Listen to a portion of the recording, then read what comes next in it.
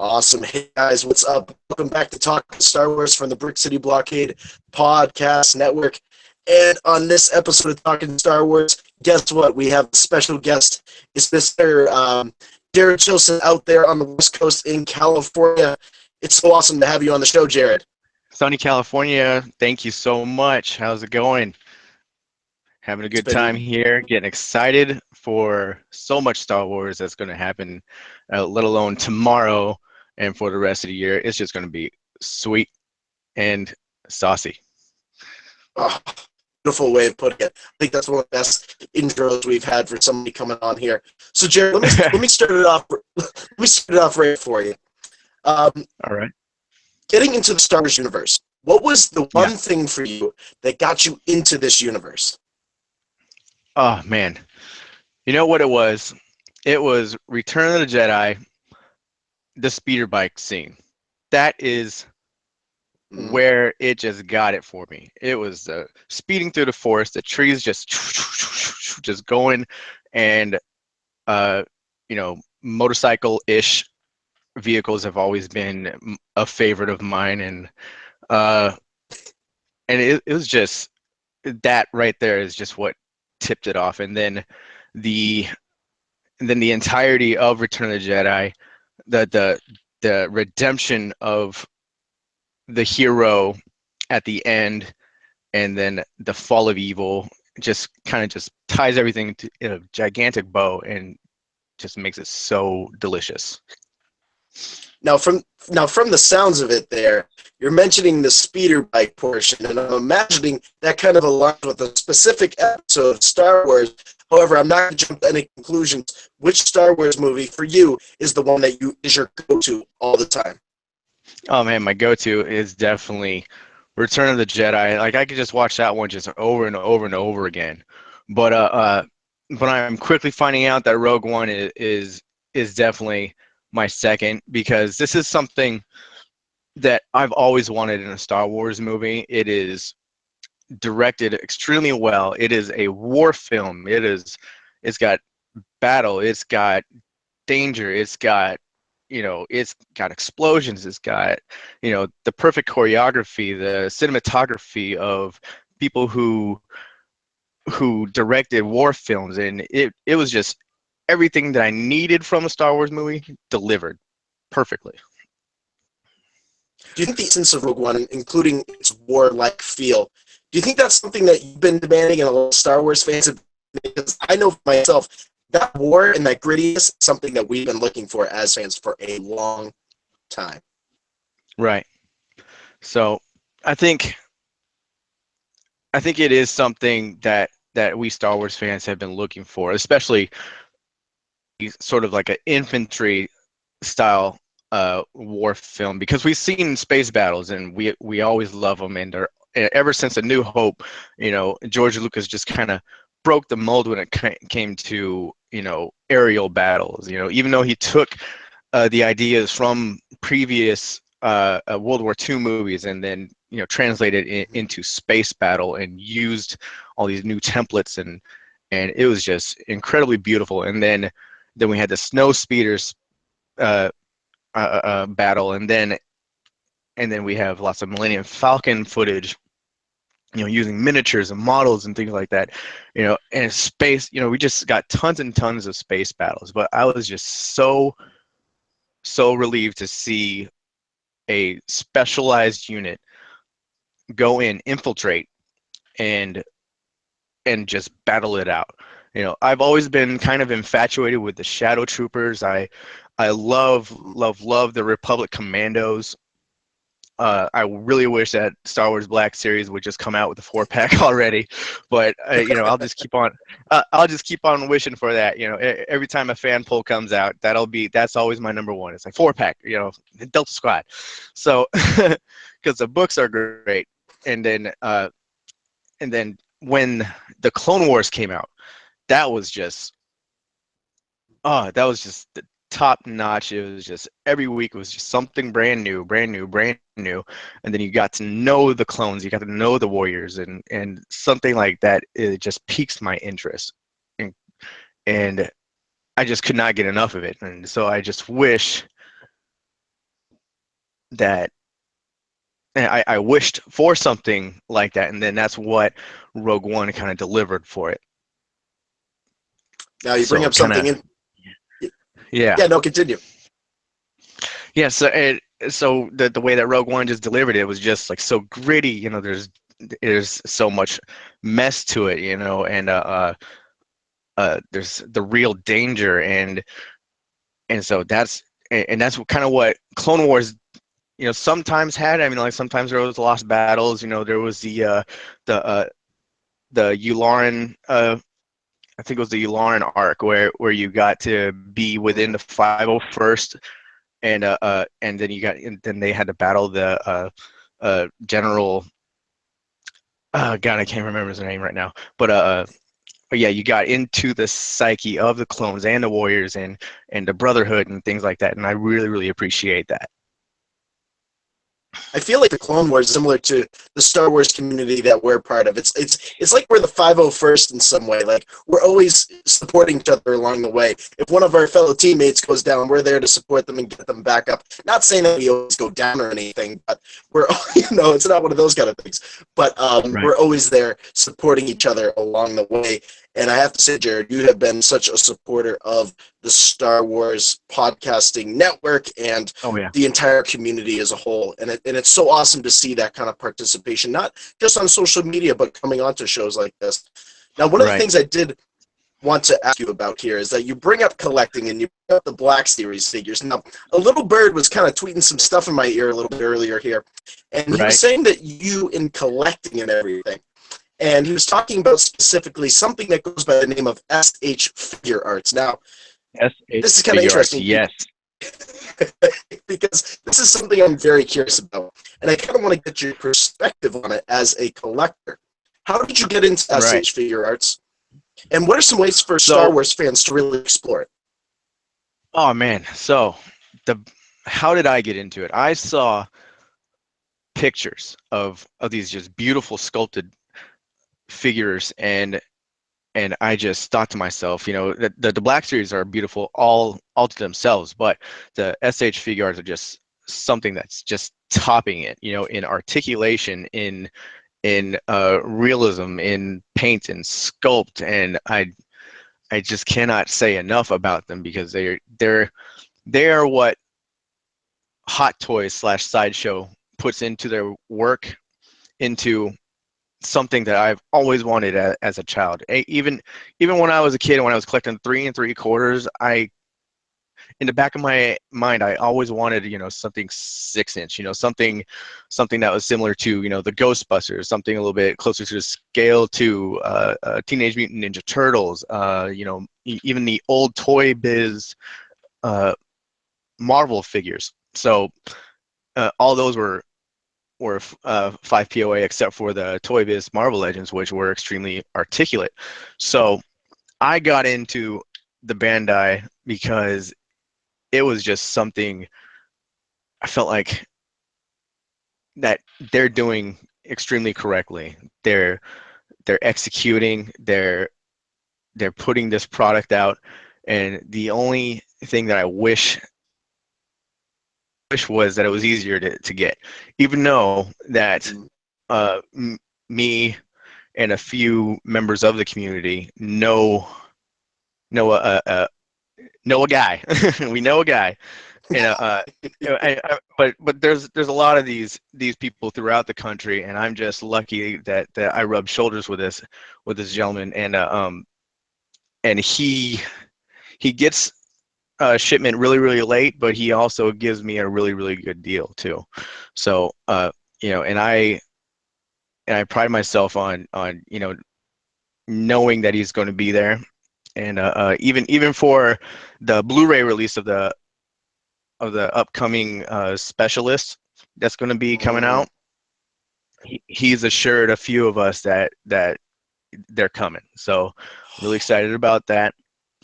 So uh, it's just is I just don't know what else to say about the Bandai besides if you're not into it, check one out through Amazon. Get an Obi-Wan, get Mace Windu, something that's like $30 to $40 each, something around there. just start it off and see how you like it, because these things are just crazy details, so awesome. They come with 6 sets of hands, uh, you know, ignited lightsaber, unignited lightsaber, 2 heads. Some come with accessories. It's just, it is what Black Series definitely should be. And so when 2020 comes up, I was listening to Jake and Chris's show on Toy Run, Mm. that they were talking about the end 20, when Hasbro's contract is up. Will Disney renew it with the same exclusivity, or will Disney open up the market and let these things in? Because we already know that Bluefin is letting models into the country, and so it is just up to Disney to say, you know what, we could start, bringing in some Bandai, because Disney stores are already starting to stock Takara Tomy. So it will Mhm. definitely get interesting in the next 4 years. Now, of the SH Figuarts figures that either you've had an eye on or that you have in your collection personally, which one is your favorite, and what is it specifically about that figure that you really, really enjoy?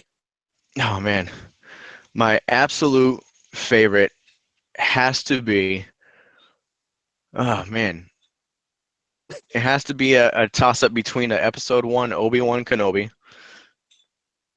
or the newly released Rogue One Stormtrooper, because those ones are, because the newly released Stormtrooper is even a better sculpt than the very, very first one, and the articulation is way better. And it comes with a gigantic rifle as an accessory, which is also extremely fun. And then the Episode 1 Obi-Wan Kenobi is just beautifully sculpted, painted. You could do all the action poses. I also have the Darth Maul, and they're just battling it out and waiting, and I'm waiting for Qui-Gon Jinn to show up. So that'll be Mm. something incredibly fun. And the one that I'm absolutely waiting for is not only Qui-Gon Jinn, but the Episode 2 Anakin Skywalker, because who need more Anakin in their life, right? Oh man, you are speaking to the choir, my friend. We need some more Exactly. Anakin in Star Wars. I totally agree. Uh, Absolutely, that's some great insight. I really appreciate that. Personally, I'm somebody who is a big fan of the Death Trooper. That's what really. When the first time I saw your page on Twitter, I was like, "Oh man, he's got the Death Trooper as his profile picture on Oh Twitter." man. I was like, "This is my kind of guy here." I can tell you are a Death Trooper fan. Oh, I am a huge Death Trooper fan. As soon as I saw Death Troopers, my jaw just dropped to the ground. Oh my God, specialized unit. Oh, what what else can they do? I mean, my mind just started racing and racing, and started thinking of Republic Commandos, and started thinking of, ARC Troopers, Fives, Echo, the small band of brothers. And then as soon as I saw them on Rogue One, I think I've watched like the intro like 5,000 times already, just watching them just just have the proper motion of what soldiers would have. That to me was also important too, was a realism. And so the so I do have a Death Trooper infatuation. I got like 3 of them behind me. Well, actually I have more than 3 of them, because I have a couple Black Series and the SH Figuarts. I also built the Bandai model kit. If anybody's loves the Death Trooper, you have to build the Bandai model kit, because that thing is just the top notch, and it's tall, it is articulated, it is gorgeous. You just have to get on it. If they want to go out and they want to invest in Bandai figures, if they want to invest in figures, where is their best outlet? I talked a little bit about Amazon, but what's their best way to start off here? So there are a few outlets online. Amiyami, there's MyCombi. These are all Japanese websites, and then HLJ Japan. Those are a few of the ones that get them because of Hasbro's rule in America. There's no shipping them directly to America. So these 3 or 4 that I just listed off, they're third party, so they order it and then you order it from them. You're kind of like Dorkside or Big Bad Toys, and so or you could join one of the few uh, uh, um, a few Facebook pages that are up, like Bandai collectors, SH Figure Arts, Star Wars collectors. There's a couple of good ones out there, and within the community, there's a lot of people that they get rid of a couple, and when somebody gets rid of an SH Figure Arts and it's still not broken, which is kind of the sad thing about some figure arts. Some people play with them a little bit too hard. They were meant to just Right. pose, and that's it. They are 100% an adult collectible. They are not meant to drop on the ground or be bitten or be thrown across the room. These things are works of art. They're called. I can't even remember what the acronym for SH is, but the figure arts is what it is. It is figure art. So that is the idea of it. And so if you find one that is secondhand and it's still 100%, I would still jump on it, because these things are like sideshow hot toys. They're beautiful. They're going to be a great piece to anybody's collection. So what it sounds like to me there, Jared, is that and I'm going to have you clarify this. Are you a in-box or an out-of-the-box person, or do you like to keep them in the box or just out of the box? I like to do the two-per. I got one to rock and one to stock. So Yeah. that's my collection, and I'm definitely an army builder. I love my troopers. I wish that they would come out with more clones. I love clones. Back in 2008, when the 30th anniversary collection was coming out, they just pumped out so many Revenge of the Sith clones, and I was just buying up all of them. And I had one shelf that just had every single one of them up there, plus a small little Legion of 501st, and I love that thing so much. That's awesome. When you can troop build and everything. I know our good friend, Mr. Chris Letty over here with Vintage Viewport, he's working on the Rebel Commando troop build. And, of course, you've probably run into it across social media. Mr. Brian Fontaine of the Podcast Network, Yeah. he is troop building his Scarab Stormtroopers. And, boy, Yeah. do we like to have a lot of fun with that on the Podcast Network. But anyway, that's some great insight for people who want to get into the SH Figure Arts. They are a piece of art. And like you said, the word art is in the word. You guys got to take advantage of that. These pieces of artwork, and you have to treat them that way in every single way possible. Right. So one of the things I really wanted to get into, now that we got the collecting side, and I got a little bit to know about what your Star Wars insight is, we got this little thing coming up right around the corner. It's called Star Wars Celebration. Ooh. And yeah, I'm thinking. I know it's a brand new concept for most of us Star Wars fans. I know. I mean, it's only been around for how long? 13 years? Oh man, yeah. Where have I been? No, I am so excited about it. I haven't been in any attendance yet, but 2019 is looking good though. But if I had to choose one that I really wanted to go to, it would have been Rogue One, because that just would have been so awesome to see that trailer, and so awesome to be there and be a part of that. But this year for The Last Jedi, it is fair to say that The Last Jedi can be as great.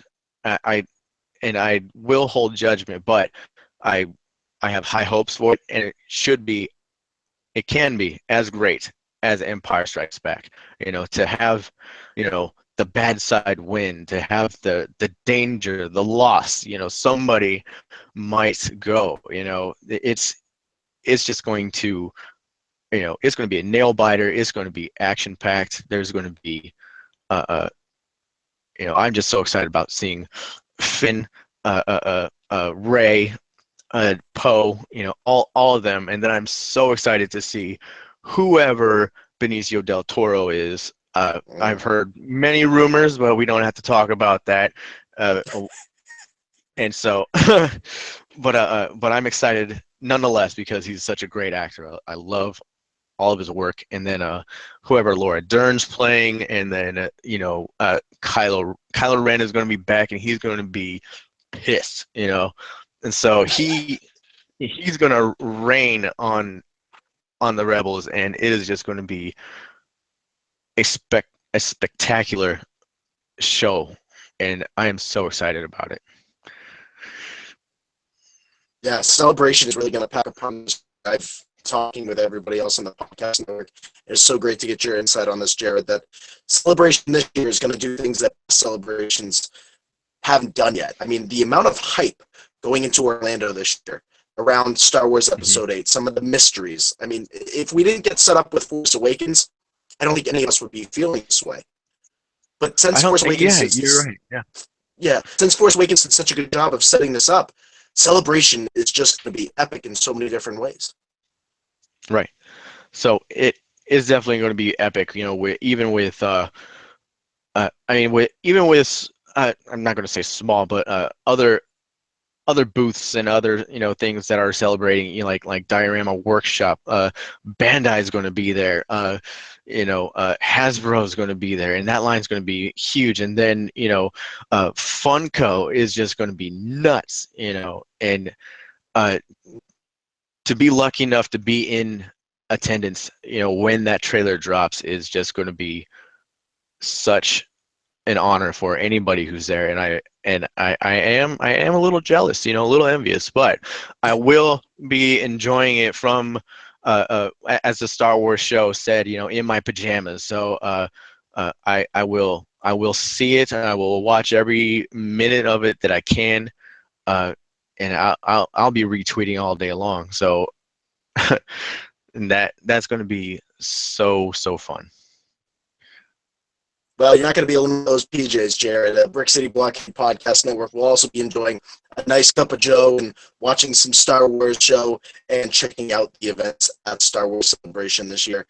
I think a lot of fans are very excited for Star Wars Celebrations. A lot of our listeners are very excited for what's coming in the next week. It's amazing. Just only 1 week away until we get all of this stuff. Right.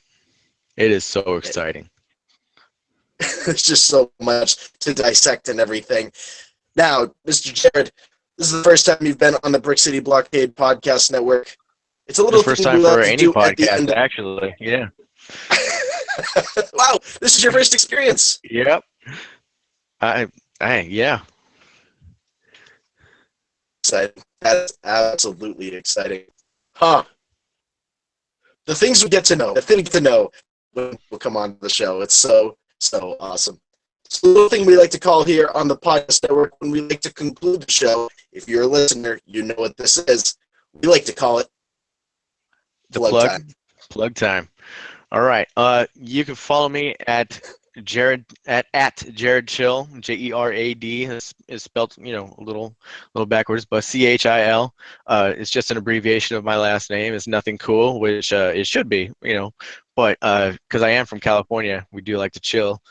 But and then I am on Facebook, Jerad Chilson, and I'm also on Instagram, but it's mostly personal stuff. It's just me and my dogs, but still follow away, and I will keep on retweeting. I'll put out my opinion out there, and I also like to build the models, and I put those on Twitter, and also my my fruits of toy runs whenever I get to. That's so awesome. I'm sure those toy runs get pretty epic. Oh yeah, sometimes, and you would think, being so close to Mecca of toy runs, Steven Sansweet and everybody is right down, about 2 hours away from here, but yeah, sometimes it feels dry, and sometimes it just pours. So yeah, it's very interesting for toy runs around here.